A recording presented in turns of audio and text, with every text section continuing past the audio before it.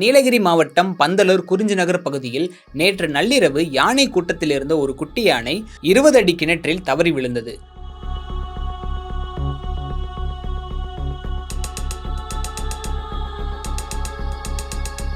யானை கூட்டங்களின் சத்தம் கேட்டு அக்கம் பக்கத்தினர் வனத்துறையினருக்கு தகவல் கொடுத்தனர். வனத்துறையினர் காலை 8 மணி அளவில் சம்பவ இடத்தை பார்வையிட்டு குட்டி யானையை மீட்கும் பணியில் ஈடுபட்டனர்.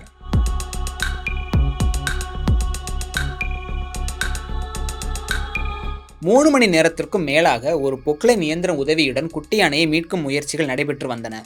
அது முடியாமல் போனதால் இரண்டாவதாக ஒரு பொக்லைன் இயந்திரம் வரவழைக்கப்பட்டு தற்போது கிணற்றை சுற்றி இருக்கும் மண்ணை அப்புறப்படுத்தும் பணி நடைபெற்றது.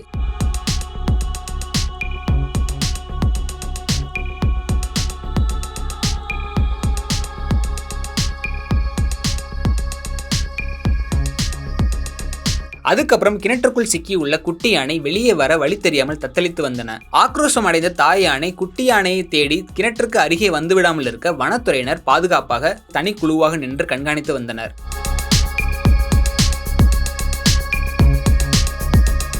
இந்த நிலையில் நீலகிரி மாவட்டம் கொளப்பள்ளி குறிஞ்சிநகர் பகுதியில் 26 அடி கிணற்றில் விழுந்த குட்டி யானை பத்திரமாக உயிருடன் மீட்கப்பட்டது.